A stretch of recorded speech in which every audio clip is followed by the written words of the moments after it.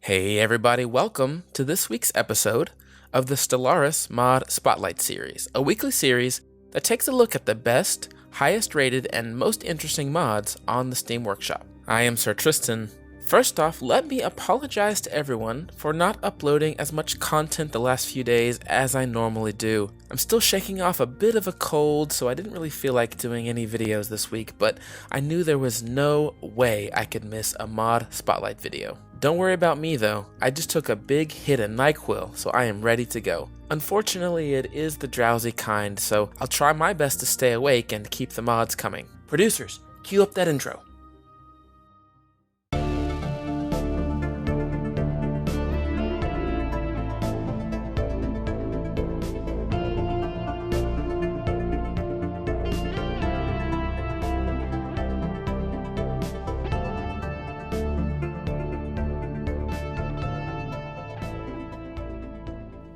First up is a mod that alters the galaxy map to make it a little less colorful and less distracting.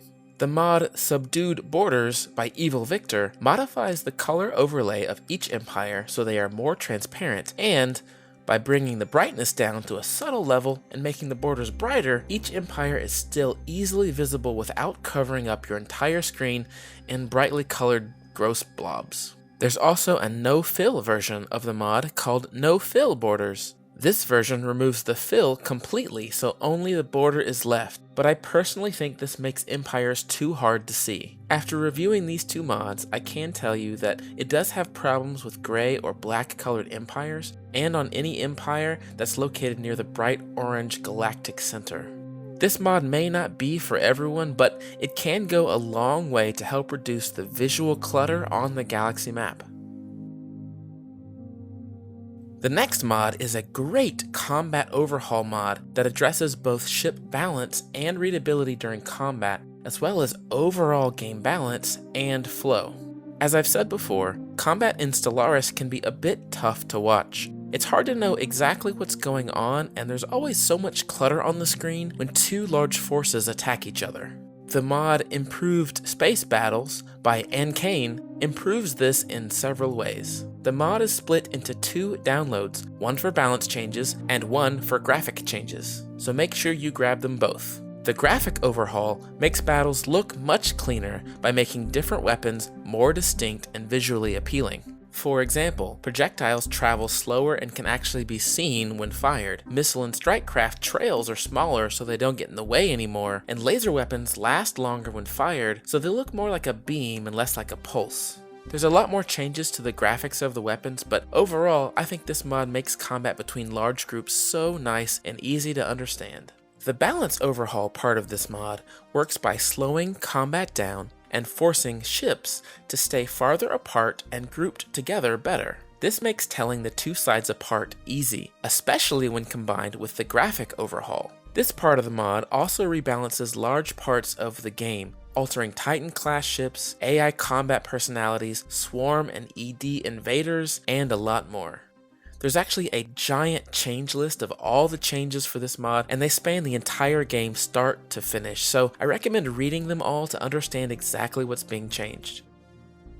One of my personal favorite things about Stellaris is the variety of aliens you can encounter. Not only do they look visually different, their traits and AI personalities really change how each game feels. That's why the next mod is one of the best mods I've seen so far. This is More AI Personalities by CyberXCon. This mod adds 15 new AI personalities to the game to add more variety and unpredictability to each playthrough. I want to go ahead and list out each personality so you can get an idea of how they might behave. They are adventure seekers, carefree hippies, civilized nomads, defenders of the faith, efficient bureaucrats, generous philanthropists, guerrilla fighters, hedonistic visionaries, insecure imitators, patronizing colonizers, psychotic hordes, savage raiders, splendid isolationists, studious builders, and totalitarian patriots. While the goal of each new personality is meant to change how the AI behaves, CyberXCon admits that the changes may not be very noticeable, as there aren't currently a lot of knobs and buttons on the AI he can tweak. This means the psychotic hordes are probably going to behave a lot like the game's default hegemonic imperialist personality. Still, I think this is a worthy mod. It adds a lot of variety to the AI, and those times when the psychotic horde really does act like a psychotic horde, you're gonna have a great story to tell.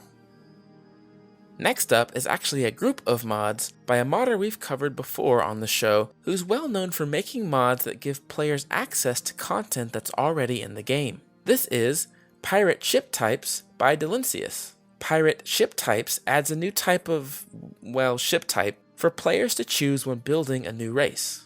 These ships already exist in the game, but the ship models are used exclusively for special events, and they aren't normally an option for the player to choose from. The ships in this particular mod are all very angular and feel very old. Many of them are built inside of large asteroids and have pieces that look bolted or secured with duct tape. If you've ever played EVE Online before, they feel very much like the Minmatar ships from that game. He's also created an ancient ship type mod and a Fallen Empire ship type mod as well, each with their own distinct look and feel. While these mods are purely cosmetic, it is great to see this content available to players so they can customize their experience as much as possible. Last up for this week, we've got a camera mod aimed at giving the player a bit more freedom by allowing you to view ships and planets from any angle. You've watched epic space battles from the top, you've watched epic space battles from the side.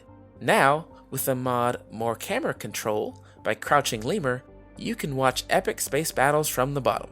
Not sure why you'd want to do that, but hey, you can. No, this mod actually gives you a lot more than that. You get some extra zoom options when at the system map, so you can really get in close on those stars and planets. It also lets you zoom even closer to objects when you focus on them with Q. This may not always be a good idea though, because you may end up seeing some really low quality textures if you do.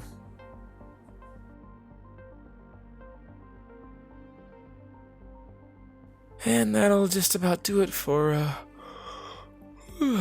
this week's episode. Man, this NyQuil is strong stuff, huh?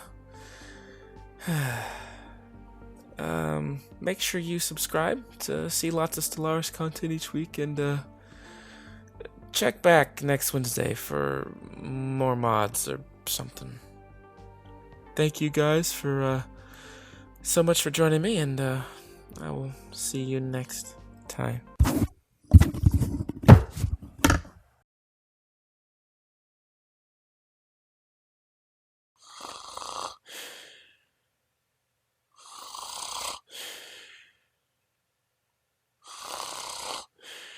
Mods.